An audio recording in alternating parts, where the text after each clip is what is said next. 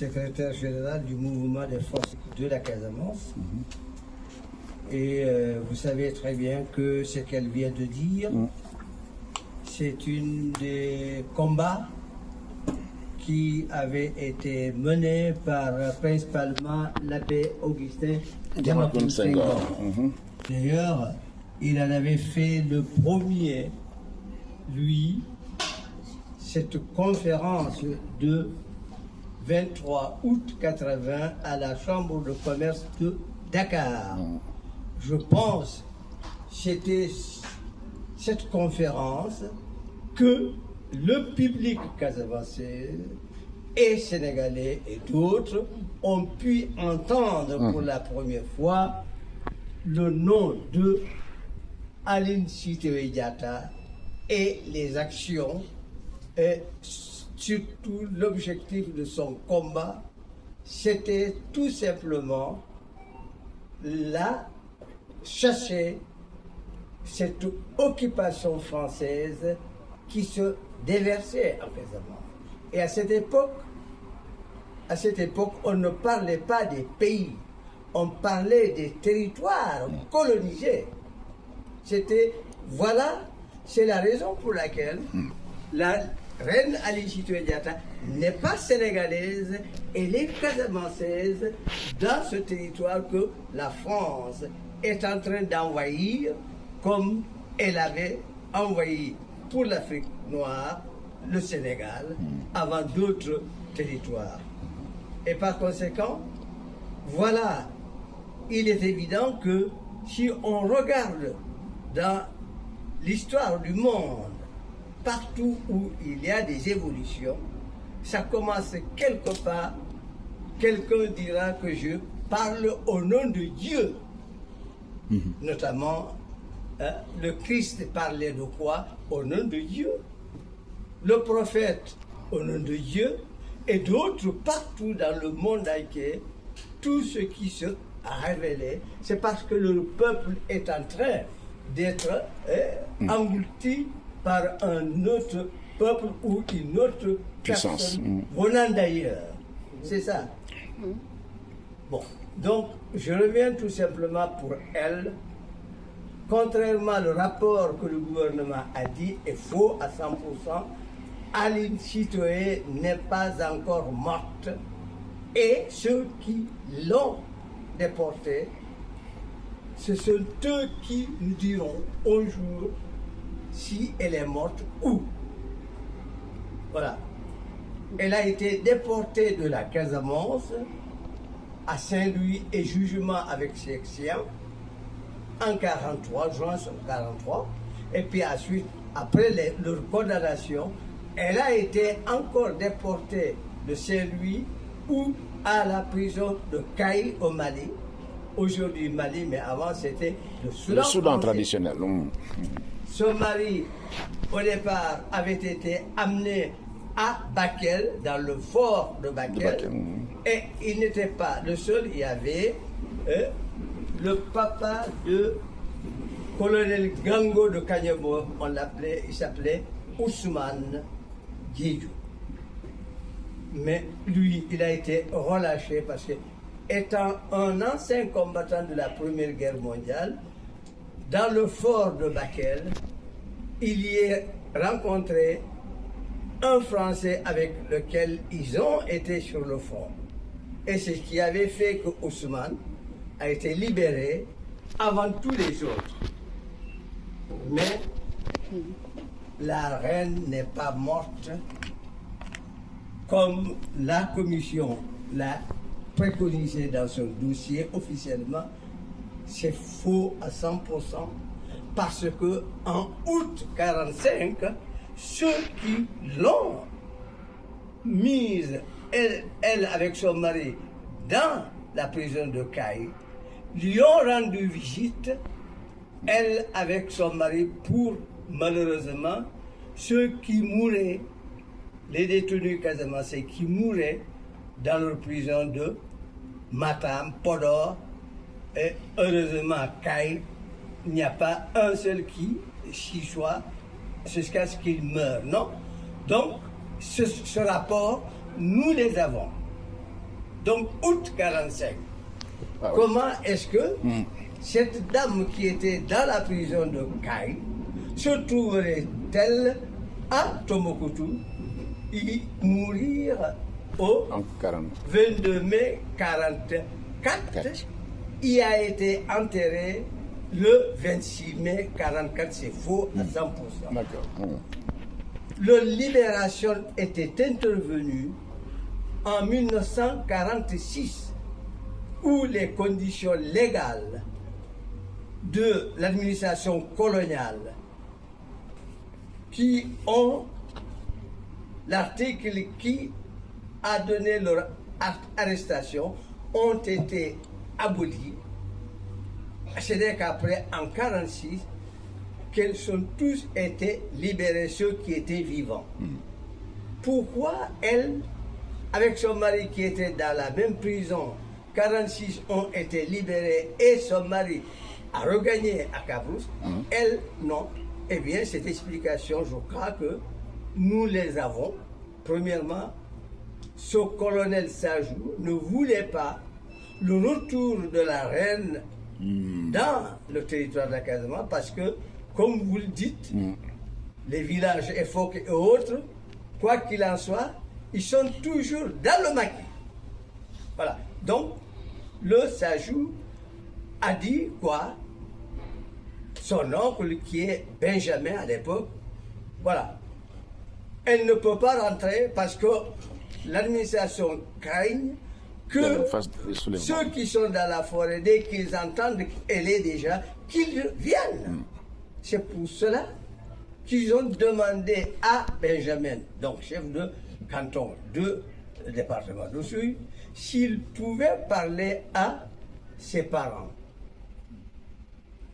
Ce danger. Donc, ses parents, désormais, qu'est-ce qu'ils ont dit? C'est eux-mêmes qui ont dit demander Benjamin de Louloumo à bon quelle année nous lui au bouquet en attendant. Et c'est là, c'est ça qui a occasionné Ali Sitoé Diatta d'être conduite de la prison de Caille en direction de Tombouctou. Moi, heureusement, le soldat qui était français de l'armée française qui était chargé de la convoyer jusqu'à Koulikoro avant de prendre le train pour aller à Tombouctou. Pourquoi à Tombouctou? Il y avait déjà une autre dame, casamançaise. Avant elle, c'est la grande sœur à elle, qui, elle, a subi les mêmes affres coloniales dans le département de Bignona. Elle s'appelait Madame Badji. Malheureusement, on n'a pas son prénom, mais Madame Badji, quand, en novembre 1918, quand le commandant de cercle de Bignona sillonnait dans les campagnes du département de Bignona pour recruter, comme vous le dites, des jeunes gens pour aller faire la Première Guerre mondiale en France. Il se trouve que ils allaient pendant les gens, quand ils sont dans les champs en train de cultiver. Donc, ils ont donc pris le frère de cette dame et c'est elle qui s'est révoltée le premier. Donc, en 1918, dire le commandant de cercle de Bignona, accompagné de Blaise Diagne, non. Elle a répondu sèchement, le commandant. Le commandant a demandé qu'est-ce qu'elle dit en Yola. On lui a dit. Le commandant l'a insultée et elle a répondu par ces insultes. Évidemment, Blaise Diagne venait d'être nommé commissaire au recrutement forcé. Il demande à son tour qu'est-ce que jeune fille dit. On lui a dit, il lui insulte, elle a répondu, c'est elle, c'est lui qui a chiffré Madame Badji, a ordonné qu'on la mette dans le véhicule, et c'est comme ça qu'elle est la première déportée à Tombouctou. Et c'est pour ça qu'on a accompagné sa petite sœur pour qu'elle soit dans la messe des militaires à Tombouctou. Et c'est comme ça qu'ils sont restés jusqu'en 83, quand Diouf a décidé de faire ça, mais c'était se moquer de la Casamance. Est-ce que c'est le gouvernement du Sénégal qui a fait arrêter Aline Sitoé Diatta? Non. Pourquoi? Quand le gouvernement du Sénégal décide sa recherche, pourquoi n'a-t-il pas demandé le colon, la France? Sékou Touré, c'est comme ça qu'il a fait. Pour récupérer les restes de Almamé Samori Touré au tout jusqu'à Alpha Yaya Diallo, mais il est passé par ceux qui les ont arrêtés. On se demande, nous les Casamancés, pourquoi Abdou Diouf a fait cela? C'est de moquer, injurier les Casamancés. Voilà. Donc, heureusement, dans cette commission, il y avait quoi? Un seul Diola, Fulgence Sagnan, qui, malheureusement, Diouf n'avait pas pensé que celui-là, c'est un Diola. Dans la commission de ces 3 personnes, Fulgence est avec eux, et il a demandé à qui? Moussa Traoré. Moussa Traoré, qu'est-ce qu'il savait? Voilà. Et donc, c'est vraiment se moquer des Casamancés. Heureusement, ils sont partis, mais la seule photo d'identité que vous avez eue dans le rapport de cette commission, c'est Madame Badji qui lui a donné à Fulgence Sagnan. Fulgence Sagnan était surpris quand elle lui a parlé en Diola. Les 2 autres l'ont déjà devancé.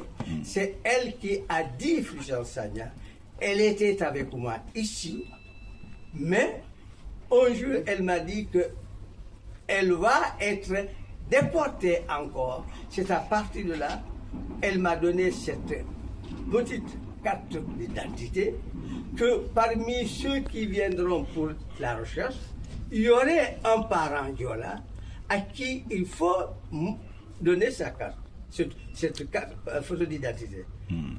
C'est ce qui a mis dans le rapport officiel, certainement vous devez l'avoir, que Moustapha Niasse a prononcé le 23 décembre 83 pour dire que la reine est morte le 22 mai 44. C'est faux.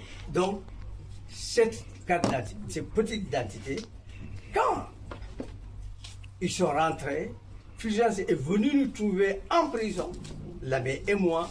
C'est là qu'elle nous a donné cette photo. Cette photo, comme j'ai été expulsé après l'accord de cessez-le-feu, je suis venu avec elle. Si elle apparaît dans les journaux, je l'ai encore.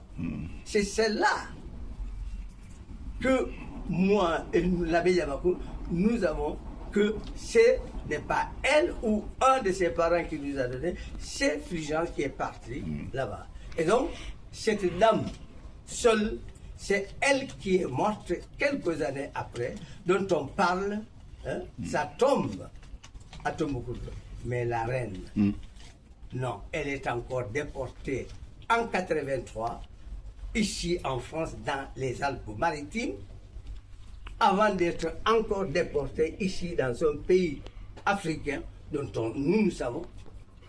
Si elle doit être morte, c'est dans ce pays-là elle serait morte. Mais pour l'instant, non.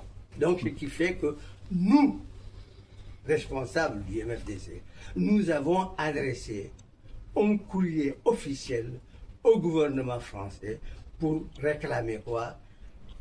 Les squelettes du roi Siele Diatta, décédé en mars 1903 dans sa prison de Sédhiou, refusant de s'alimenter, et les restes éventuels de Madame Badji et la dernière Aline Sitoé Diatta.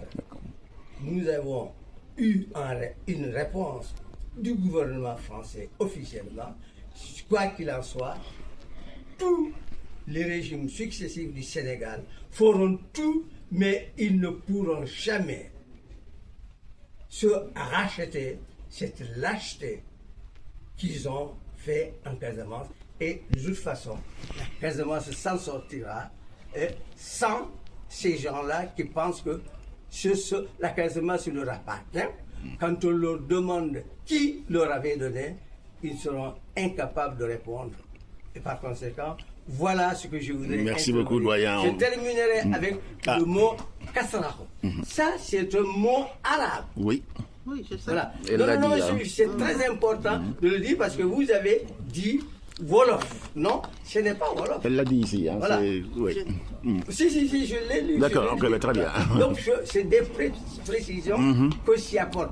Et puis, je terminerai que la recherche officielle de la reine, l'abbé et moi, c'est nous qui l'avons décidé qu'en août 81, quand Mitterrand s'est fait élu président de la République de France. Et il va, après sa prestation serment, pour aller s'incliner devant la tombe de qui? Jean Moulin, fusillé par les Allemands. Et au cours de sa visite au Panthéon, j'ai appris ici, les journalistes disaient, sa femme a une association des recherches des disparus de la Deuxième Guerre mondiale. Aussitôt, j'ai pris ma plume pour m'adresser à Madame Mitterrand, si son association pourrait nous aider à retrouver, puisqu'elle est disparue de la Deuxième Guerre mondiale. Elle me répond, malheureusement, son association fait des recherches des Européens, pas les étrangers, les Africains. Mais par contre, ils m'ont dirigé, me dire, adressez-vous à la Croix-Rouge française. Je les ai adressé une lettre. La dame, à l'époque, c'était une dame. Elle me répond que c'est vrai, mais son organisation ne sera pas le meilleur juge pour ce dossier. Elle m'a recommandé de m'adresser à la Croix-Rouge internationale. C'est ce que j'ai fait.